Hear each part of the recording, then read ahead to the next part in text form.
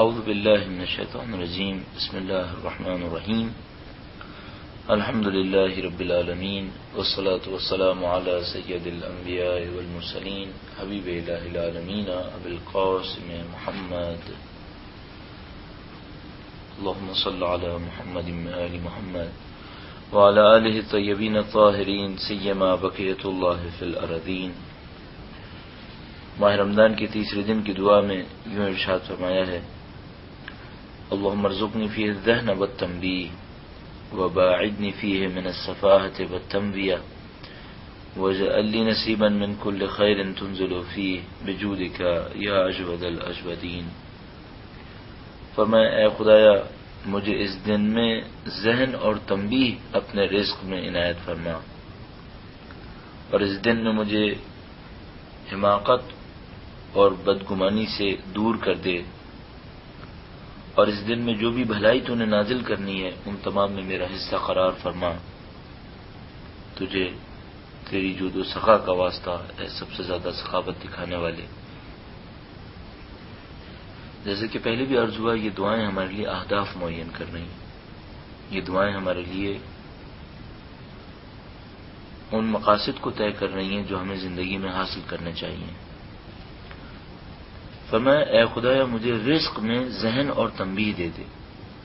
ذہن اور تنبیہ کیا ہے؟ ہوشیاری اور بیداری۔ خوبصورتی یہ ہے کہ فرمایا یہ مجھے رزق میں دے، اللہم ارزقنی، خدایا مجھے اپنے رزق میں سے دے دے۔ کیا؟ ذہن اور تنبیہ، ہوشیاری اور بیداری۔ پہلی بات تو یہ کہ کیا یہ رزق ہے؟ ہمارے یہاں معمولاً رزق کا مطلب دیا جاتا ہے مال و دولت، ہمارے یہاں معمولاً رزق کا مطلب دیا جاتا ہے دنیا کے وسائل۔ تو ہمارے یہاں مثال کے طور پر دولت مل جائے یہ رزق ہے، اور اگر معنویت ملے تو شاید اس کو کوئی ظاہری طور پر رزق نہ کہے، جبکہ یہی رزق ہے۔ رزق اجمالی طور پر وہ چیز ہے جو ہمارے وجود کی ضرورتوں کو پورا کرے۔ ایک ہمارا مادی وجود ہے، اس کی کچھ ضرورتیں، یہ بھی رزق ہے۔ اس سے اہم ہمارا معنوی وجود ہے جس نے باقی رہنا ہے، مادی وجود نے تو باقی نہیں رہنا۔ وہ جو معنوی وجود نے باقی رہنا ہے، جو اس کی ضرورتوں کو پورا کرے، وہ رزق زیادہ افضل رزق ہے۔ مادی وجود بھی انفیریئر ہے، اس کو ملنے والا رزق بھی انفیریئر ہے۔ روحانی وجود بھی اعلیٰ ہے اور اس کو ملنے والا رزق بھی اعلیٰ ہے۔ بس اگر انسان کو یہ سعادت ملے کہ وہ چند گھنٹے پروردگار عالم کے حضور اپنے ذہن میں محفوظ رہے، خدا متعال کی یاد کو اپنے ذہن کے اندر بسائے رکھے، یہ رزق اس رزق سے کہیں بہتر ہے جو وہ ایک مثال کے طور پر لنچ اور ڈنر میں کرتا ہے۔ قابل مقایسہ نہیں ہے، لیکن پتہ نہیں کیوں ہم سمجھ رہے ہیں کہ قابل مقایسہ نہیں ہے، لیکن پھر بھی رزق کا مطلب اپنی دانش میں پھر وہی مادی رزق لے لیتے ہیں۔ یہاں پہ اس کی کریکشن کی گئی ہے۔ فرمایا نہیں، خدا مجھے رزق میں دے الذہن والتنبیہ، ہوشیاری اور بیداری۔ ہدایت پر چلنے کے اہم ترین وسائل میں سے ایک وسیلہ ہوشیاری ہے۔ انسان ہوشیار ہو، انسان بیدار ہو۔ جو سوتا ہوا انسان ہے وہ غافل ہے، جو غافل ہے اسے نہیں معلوم اس کے سامنے اپرچونٹیز کیا ہیں، اس کے سامنے تھریٹس کیا ہیں۔ فرمایا پہلی چیز جو تو مجھے دے دے، ایک ہوشیاری دے دے، دوسرا بیداری دے دے۔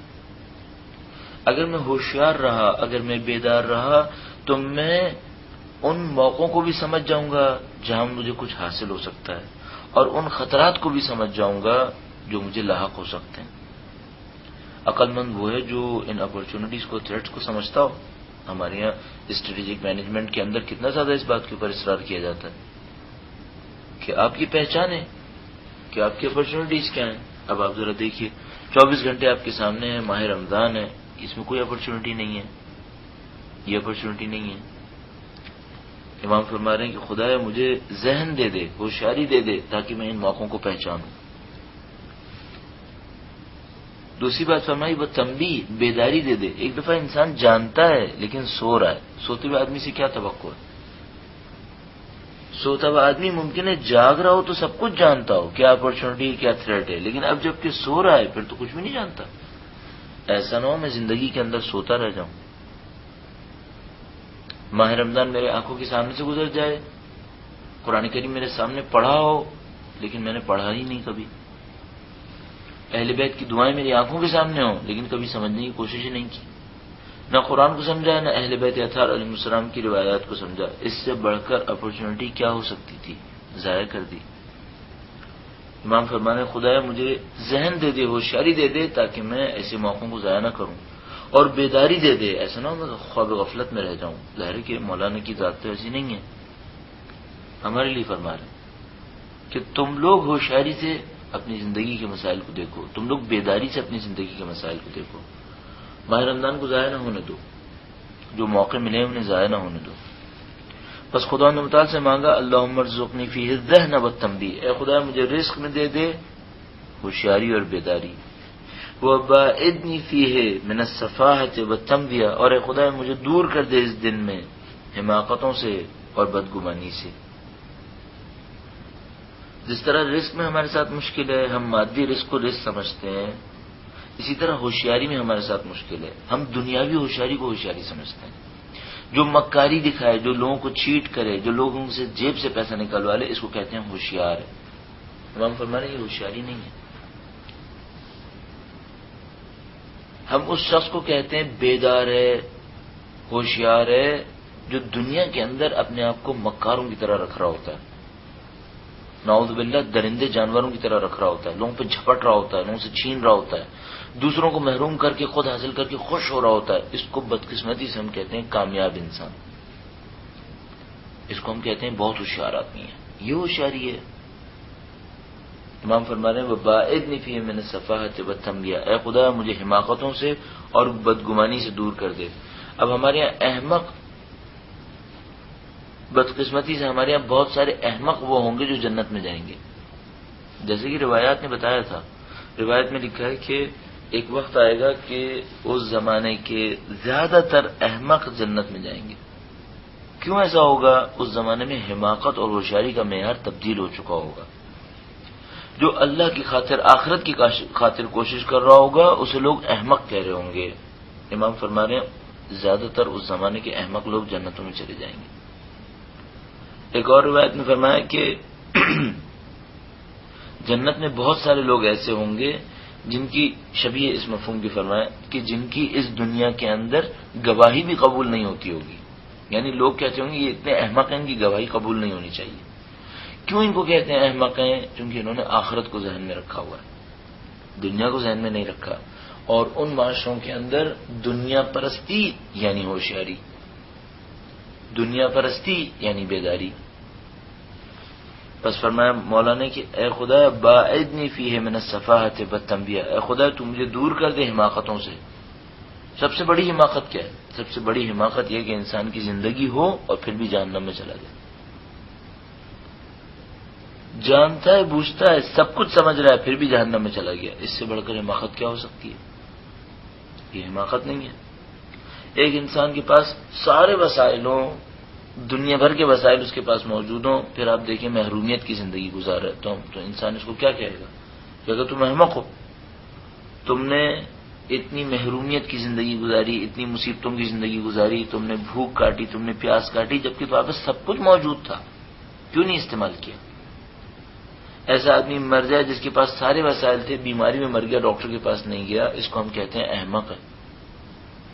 پروردگار کے نزدیک وہ احمق ہے جس کو اللہ کا رسول ملا، امام ملے، کتاب ملی، ہدایت ملی، پھر بھی جہنم میں چلا گیا۔ اللہ کے نزدیک یہ احمق ہے۔ اس نے ان وسائل سے فائدہ کیوں نہیں اٹھایا جو اس کو مل گئے تھے، اس کی دسترسی میں تھے؟ اب کرنا کیا تھا؟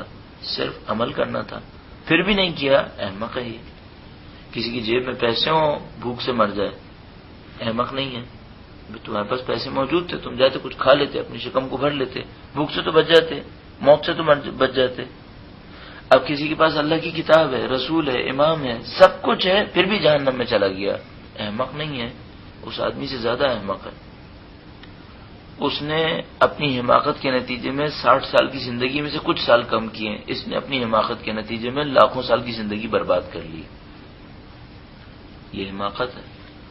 باعدنی فیہ من السفاہۃ والتنبیہ، اے خدا مجھے دور کر دے اس حماقت سے، والتنبیہ اور بدگمانی سے دور کر دے۔ سب سے بڑی بدگمانی کیا ہوتی ہے؟ ایک بدگمانی وہ ہوتی ہے جو میں سوچتا ہوں یہ جو آدمی میرے پاس آیا یہ اس مقصد سے آیا، یہ بدگمانی ہے۔ آپ اپنے مسلمان بھائی کے لیے اچھا سوچیے۔ سب سے بڑی بدگمانی خدا کے بارے میں بدگمانی ہے۔ کیا بدگمانی؟ یہ بدگمانی کہ اگر میں اس کے راستے پر چلوں گا تو ناکام ہو جاؤں گا۔ اس سے بڑھ کر بدگمانی کیا ہوگی؟ دنیا میں احمقوں کے بتائے ہوئے طریقے پہ چلوں گا، نفس پرستوں کے بتائے ہوئے طریقے پہ چلوں گا، دشمنوں کے بتائے ہوئے طریقے پہ چلوں گا تو کامیاب ہو جاؤں گا، اور اگر میں خدا کے بتائے ہوئے طریقے پہ چلوں گا تو ناکام ہو جاؤں گا۔ اس سے بڑھ کر بدگمانی کیا ہو سکتی ہے؟ وہ پروردگار فرماتا ہے وَمَن يَتَوَكَّلْ عَلَى اللَّهِ فَهُوَ حَسْبُهُ، جو مجھ پہ توکل کرے، جو اللہ پہ توکل کرے تو اللہ اس کے لیے کافی ہے۔ میں سوچوں کہ اگر میں خدا کا حکم مانوں گا پتہ نہیں وہ میرا ساتھ دے گا یا نہیں دے گا، یہ بدگمانی نہیں ہے؟ بہت بڑی بدگمانی ہے۔ اس سے بڑھ کر میں عرض کر رہا ہوں حماقت کیا ہو سکتی ہے انسان کے اندر؟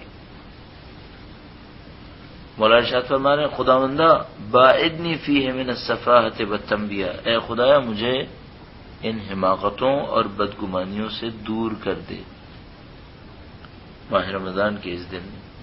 وَاجْعَلْ لِي نَصِيبًا مِنْ كُلِّ خَيْرٍ تُنزِلُ فِيهِ، اے خدا جہاں کہیں بھی تو بھلائی نازل کرے میرا حصہ قرار دے دے۔ کیا مطلب اس کا؟ مومن کی نشانی یہ ہے وہ اچھائیوں کی دوڑ لگاتا ہے۔ قرآن کریم ارشاد فرماتا ہے فَاسْتَبِقُوا الْخَيْرَاتِ، بھلائیوں میں ایک دوسرے کے ساتھ دوڑ لگاؤ۔ دنیا کس بات میں دوڑ لگاتی ہے؟ دنیا میں دوڑ لگائی جاتی ہے مادی رقابت میں، میٹیریلزم کا کمپٹیشن ہے۔ اس کے پاس یہ ہے میرے پاس کیوں نہیں ہے؟ اس نے مکاری کر کے یہ حاصل کر لیا میں کیوں نہیں حاصل کروں؟ اس نے یوں شان و شوکت دکھائی میں بھی اس کو دکھاؤں گا۔ دنیا میں رقابت ہے، مادی رقابت۔ پروردگار نے فرمایا تم مادی رقابت میں نہیں جاؤ، تم خوبیوں کی رقابت میں جاؤ، نیکیوں کے مقابلے میں جاؤ۔ فاستبقوا الخیرات، نیکیوں میں ایک دوسرے کے ساتھ دوڑ لگاؤ۔ یہ جو دعا ہے وہ ایسی ہے۔ ایک دفعہ ہم کہتے ہیں خدا اس کے پاس جو کچھ ہے وہ ختم ہو جائے میرے پاس آ جائے، یہ حسد ہے۔ ایک دفعہ ہم کہتے ہیں خدا تو نے فلانی کو اتنا نوازا ہے مجھ حقیر کو بھی نواز دے، یہ حسد نہیں ہے، یہ خوبی ہے۔ البتہ یہ جو نوازا ہے اور مجھے بھی نواز دے اگر یہ مادیات کے میدان میں ہو تو کوئی خاص خوبی نہیں ہے۔ امام نے فرمایا مقابلہ کرو اس چیز میں، کیا وَاجْعَلْ لِي نَصِيبًا مِنْ كُلِّ خَيْرٍ تُنزِلُ فِيهِ، اے خدا جو بھی بھلائی تو نے اس دن میں نازل کرنی ہے اس میں میرا حصہ بھی قرار دے دے۔ کسی کے اوپر مغفرت کے دروازے کھلنے ہیں، اے خدا میرے گناہ بھی بخش دے۔ کسی کو پروردگار عالم نے اپنے لطف و کرم سے معنویت دینی ہے، خدا مجھے بھی معنویت دے دے۔ کسی کو پروردگار عالم نے دین میں دنیا میں رہتے ہوئے دین کی خدمت کی توفیق دینی ہے، خدا مجھے بھی دے دے۔ کسی کو خدا متعال نے عبادتوں کے نتیجے میں محنتوں کے نتیجے میں خلوص دینا ہے، عبادت کی لذت دینی ہے، علم سے نوازنا ہے۔ ان تمام جگہوں پر دعا مانگنے والا کہہ رہا ہے خداوندہ اس دن میں جو بھی تو نے بھلائیاں نازل کرنی ہے، خیر نازل کرنی ہے، اس میں میرا حصہ بھی قرار دے دے۔ میں محتاج ہوں، میں تیرے حضور ہی مانگوں گا۔ بجودک یا اجود الاجودین، تجھے تیری جود و سخا کا واسطہ اے سب سے زیادہ سخاوت کرنے والے۔ خدا سے زیادہ سخاوت کون کرے گا؟ تو خدا نے متعال کو واسطہ دیا جا رہا ہے اس کی جود و سخا کا، اور اس سے کہا جا رہا ہے اے سب سے زیادہ سخاوت کرنے والے میری مدد فرما دے۔ بس اس کے اندر مجموعی طور پر 3 امور کی طرف توجہ دلائی گئی ہے۔ سب سے پہلے کہا خدایا مجھے ہوشیاری اور بیداری دے دے، میں غافل نہ رہ جاؤں ماہ رمضان سے، تیری نعمتوں سے، تیری برکتوں سے، دوسرے لوگ لے جائیں میں غافل رہ جاؤں، ایسا نہ ہو۔ ارزقنی فیہ الذہن والتنبیہ، مجھے ہوشیاری اور بیداری دے دے پروردگار اپنے رزق میں سے۔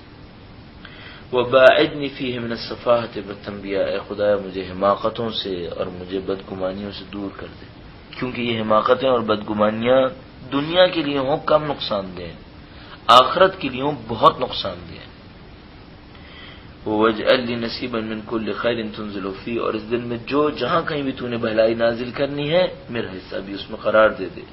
بجودک یا اجود الاجودین، تجھے تیری جود و سخا کا واسطہ، سب سے زیادہ جود و سخا دکھانے والے۔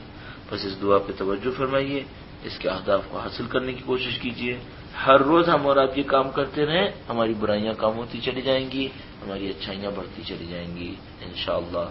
اور یہی تزکیہ نفس ہے. انشاءاللہ اس مرحلے کو حاصل کرنے کی خدا ہم سب کو توفیق عنایت فرمائے.